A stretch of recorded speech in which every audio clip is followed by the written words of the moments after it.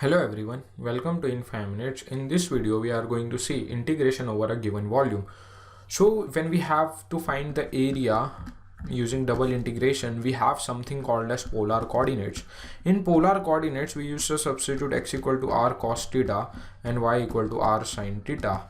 Similarly, to find the volume we have two other coordinate system, that is spherical coordinate system and cylindrical coordinate system. So now we will see what is spherical coordinate system. In spherical coordinate system we have the sphere. We all know sphere is something like a ball, a cricket ball or football. So our sphere will be three-dimensional figure, something like this. It is a three-dimensional figure. Now in this three-dimensional figure, if we have any point P, then what is this point P? To find this point P, to make our problem easier, whenever we have a sphere, we will use spherical coordinate system. So to make our problem easier, we do some substitution as we used to do here. So how to do that substitution? Let's take a sphere. Sphere is a three-dimensional figure. It's like a ball, football or tennis ball. I am taking only one part of this ball. Like we take the piece of cake, I am taking only one part from this ball, okay, which is on something like this. So we will have part as something like this. So this is our x-axis, this is our y-axis, and this is our z-axis. So sphere is around all the axes. As you can see here, it is covering all the axes, but we are taking only the positive side of x-axis, y-axis and z-axis. So this part will be something like this. Now let's say we have any point P in this plane on this surface. Then what is this P? What are the coordinates of this P? Let's join this P to the origin. Origin is also called as pole.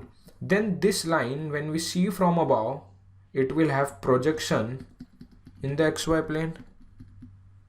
So this is the projection of this line in the xy plane, and it will project at 90 degree. Remember that. So this is the projection of the plane. Now if you see here, the projection of this line is making some angle with the x-axis. So what is this angle? The angle it makes with the x-axis is called as phi. So now we have to find the x-coordinate of this point, because this is the projection and we know that volume is area of base into height. So now to find the area of base, this projection, when we take here, when we draw the perpendicular line with here, this will be y coordinate and this will be x coordinate. Then this line is also creating some angle with z axis. So this angle will be in this way, which is known as theta. In cylindrical coordinates, we have two angles, phi and theta. Let's say the distance of this point from origin to this point is r. Then this line, this and this are something like this. So this angle is theta, then this angle is also theta. So this angle is also theta. So now if you see, this is nothing but right angle triangle in this way. This is r, this is theta, and this is 90 degree. So what will be this part?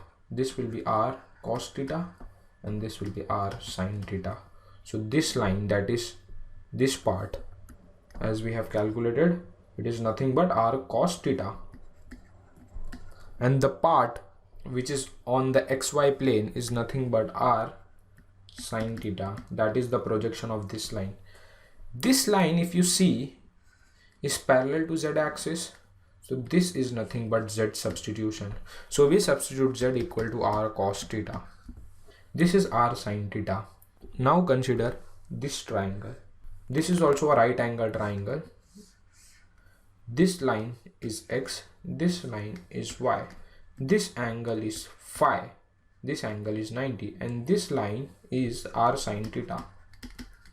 From here, if we apply the trigonometric, we will get x equal to r sin theta cos phi, because this angle is adjacent to x, so x will be cos phi.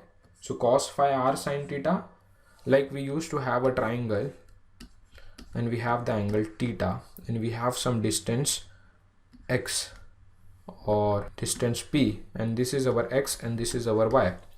Then sine theta will be opposite upon hypotenuse, that is Y upon P.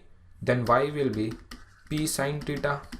Similarly, cos theta is adjacent side upon hypotenuse, then X will be P cos theta. Same formula we are using here. Then we get Y equal to R sine theta, which is hypotenuse, into sine of angle phi, so sine phi. So these are our basic substitution to convert a Cartesian coordinate plane into spherical coordinate plane.